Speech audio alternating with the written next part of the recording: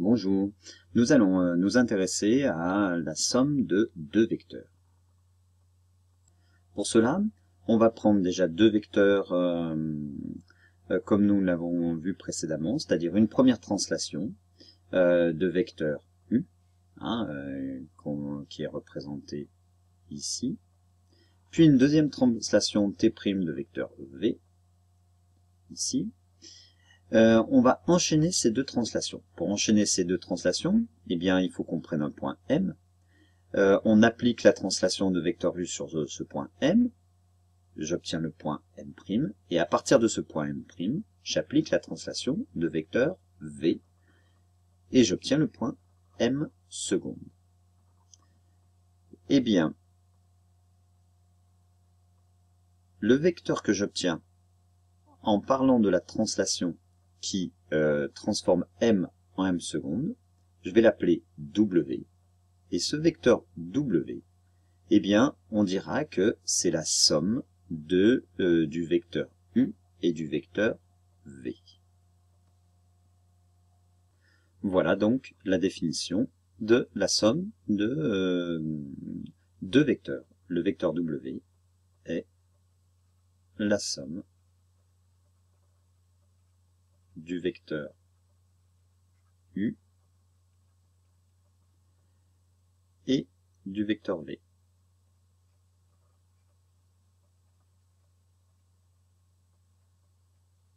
Voilà. Alors, on remarquera que si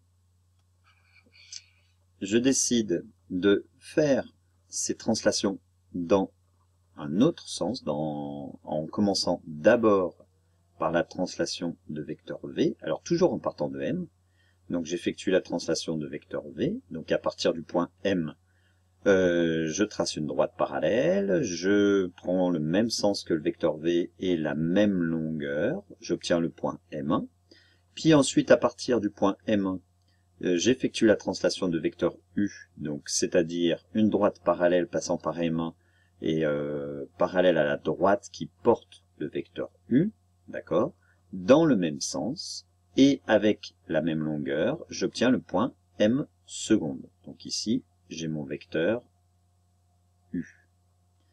Eh bien, j'arrive exactement au même point qu'en faisant U puis V. Donc la somme de deux vecteurs est en fait, on dit commutative, c'est-à-dire que je fasse U plus V ou V plus U, c'est la même chose. De fait, eh bien, on écrit comme ça, U plus V est égal à V plus U. Alors, toujours avec la somme, nous allons voir une relation qui s'appelle la relation de Chasles. Je prends trois points A, B et C, ici. Eh bien, je peux toujours écrire que le vecteur AC, qui est ici, que tu peux tracer à la règle et en mettant bien la flèche dans le bon sens, c'est égal à quoi? Eh bien, c'est égal au vecteur AB plus le vecteur BC. Alors, voyons voir. Je fais le vecteur AB, construis le vecteur AB ici. Je construis le vecteur BC en partant de B. Donc mon point de départ, c'est le point A. Puis mon premier point d'arrivée, c'est le point B. Ça me donne le vecteur AB.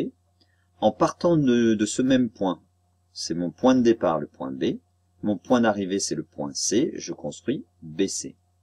Finalement, mon point de départ, c'est le point A. Et mon point d'arrivée, c'est le point C. Eh bien, en fait, n'importe quel vecteur, je peux le décomposer en prenant n'importe quel vecteur qui comporte un point origine et un point extrémité. Je peux le décomposer en prenant n'importe quel autre point dans le plan de cette manière-là. Ça s'appelle la relation de Chasles. Là, si je prends un point que je vais appeler un point I, ici, je vais pouvoir dire que le vecteur AC, c'est égal au vecteur AI plus le vecteur IC. Alors ici, là, j'ai bien AB qui est égal à, AB plus BC qui est égal à AC, d'accord? Là, j'ai bien mon vecteur AB. Ici, j'ai mon vecteur BC. Mais le vecteur AC, il est aussi égal à AI plus IC. AI qui est ici, IC qui est ici.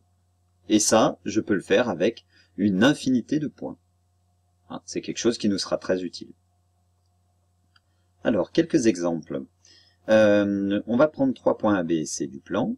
On va construire le point M tel que AM est égal à AB plus AC. Alors, comment je fais ça? Je veux construire le point AM.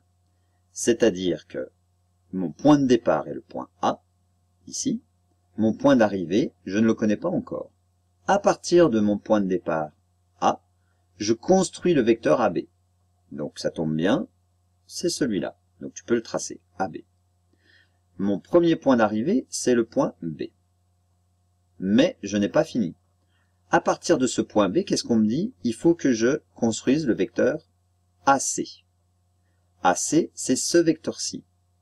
Donc, en partant du point B, puisque c'est mon premier point intermédiaire d'arrivée, je construis le vecteur AC. Alors, le vecteur AC, il faut que je me décale de moins 1 et 2. Hein, c'est les coordonnées du vecteur AC, ça. Hein, moins 1, 2. Donc, un petit carreau vers la gauche, 2, et voilà. Donc, à partir du point B, j'ai construit mon point final, et qui va être ici. Mon point M va donc être à cet endroit-là. Et mon vecteur AM, j'ai plus qu'à le tracer, c'est celui-ci. Voilà. AM, j'ai bien construit le point M tel que AM est égal à AB plus AC. Alors je sais bien, oui, là on voit BM. Mais en fait, le vecteur BM est égal au vecteur AC. J'ai pris le vecteur AC, je l'ai déplacé en partant du point B. Voilà. Je les ai tracés. Trace-les à la règle. Hein. Tu fais des choses plus propres que moi avec ma petite tablette. Hein. Construisons maintenant alors le point P tel que BP égale CA plus BC. Alors, ce que je te propose de faire avant, c'est de réfléchir et de se dire, tiens, est-ce que je pourrais pas écrire ça autrement? Alors, on a dit que la somme était commutative. Hein, c'est-à-dire que U plus V, c'est pareil que V plus U. Donc, CA plus BC, c'est pareil que BC plus CA. Voilà, on utilise la propriété qui dit que le vecteur U plus V est égal au vecteur V plus U. Maintenant, je remarque que je pars du point B, j'arrive en C, puis après je repars de C pour arriver en A. Je reconnais quoi? Je reconnais, eh bien, en fait, la relation de Chasles. C'est-à-dire que mon point d'arrivée ici est le même que mon point de départ ici. Et je n'ai pas de problème de coefficient, j'ai vraiment deux vecteurs avec les mêmes coefficients. Donc, d'après la relation de Chasles, je peux écrire que c'est égal à BA. Et ça, c'est la relation de Chasles. Eh bien, ça signifie quoi? Ça signifie que mon vecteur BP est égal au vecteur BA. Alors, voyons voir. Je vais partir du point B, hein, puisque c'est mon point de départ. Je veux aller en P, c'est pareil que d'aller en A. Donc, BP, c'est pareil que BA. BA est là. Qu'est-ce que ça signifie? Ça signifie que mon point P est égal à mon point A. Ils sont tous les deux au même endroit. Et je n'ai rien eu à faire d'autre. Donc, bien pratique la relation de Chasles quand on sait la manipuler. Voyons voir si je n'avais pas vu la relation de Chasles. BP, il faut que je fasse d'abord le vecteur CA. Alors, le vecteur CA, c'est celui-ci. Donc, je pars de B et je construis le vecteur CA. Donc, ça m'emmène ici. D'accord? C'est mon point intermédiaire. Je lui ne donne pas de nom. Et puis, à partir de ce point-là, il faut que je fasse le vecteur BC. BC. BC, c'est celui-là, de B vers C, de 2 vers la droite, 3 vers le haut. 2 vers la droite, mais attention, je pars de mon point d'arrivée. Donc 2 vers la droite, 3 vers le haut. Ça, c'est le vecteur BC. Et ça, c'était le vecteur CA. D'accord? Eh bien, je remarque que j'arrive bien, à nouveau, au point A. Et donc, mon point P est égal au point A. Voilà. Nous allons voir maintenant des propriétés. Alors, la première concerne des vecteurs opposés. Eh bien, deux vecteurs sont dits opposés s'ils ont la même longueur, la même direction. La direction, c'est la droite qui les porte. Hein. Et puis, s'ils sont de sens opposé. Le sens, c'est là où je mets ma flèche. Voilà. C'est les trois conditions. Si maintenant, eh bien, U et V sont opposés, eh bien, U, c'est le vecteur tel que U plus V est égal, en fait, à U plus moins U. Il est opposé à V, c'est-à-dire égal au vecteur nul. Hein? Quand je construis le vecteur U plus l'opposé de U, ça veut dire que je reviens à mon point de départ. Donc ça me donne aucun déplacement. Aucun déplacement, c'est le vecteur nul, noté un 0 avec une flèche au-dessus. Eh bien ce vecteur V, on le note moins U. Donc l'opposé du vecteur U, si je peux l'appeler V, eh bien je peux aussi l'écrire moins U. Quand maintenant j'ai des lettres sur mon vecteur, comme c'est ici, j'ai des points extrémités, un point origine, un point extrémité, comme le vecteur BA par exemple. Le vecteur BA, c'est l'opposé du vecteur AB. Eh bien oui, parce que BA et AB, ils ont la même direction. La direction, c'est la droite AB. La longueur, qu'est-ce que c'est? C'est la longueur du segment AB. Et le sens, par contre, s'ils sont opposés, ben, ils n'ont pas le même sens.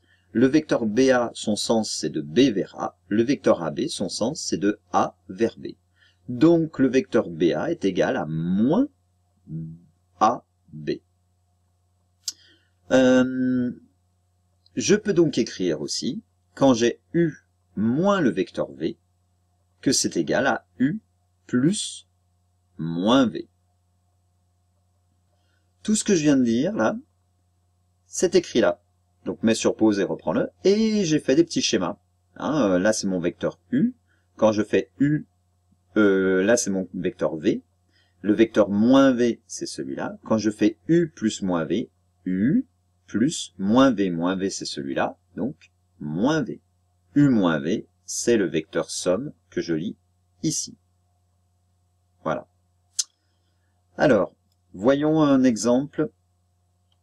On considère 3 points ABC, d'accord, du plan, et le point P tel que BP égale CA plus BC.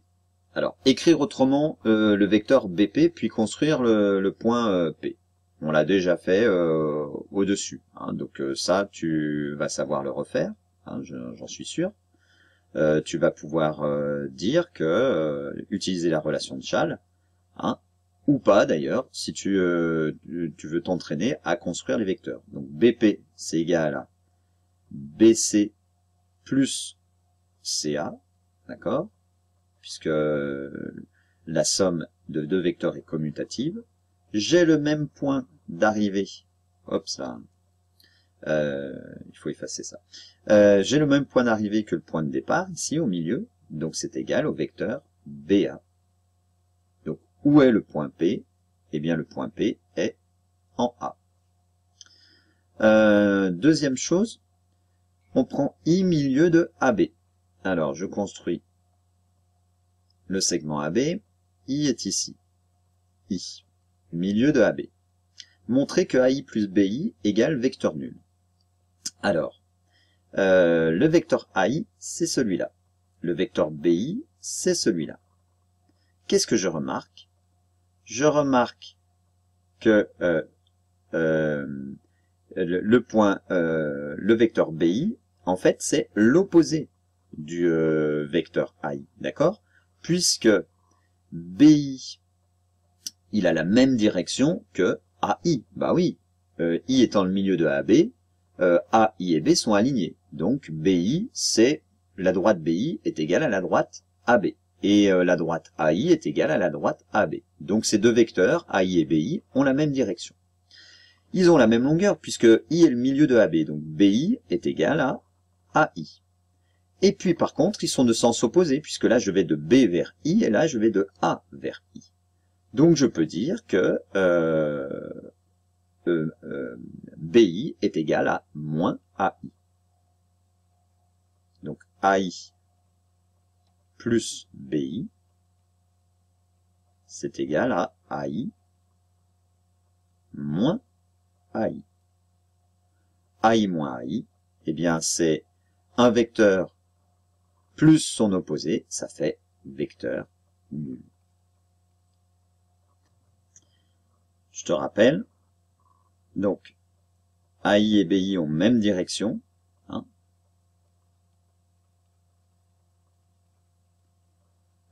AI et BI ont même longueur, et par contre, AI et BI sont de sens opposé. Donc, AI est égal à moins BI.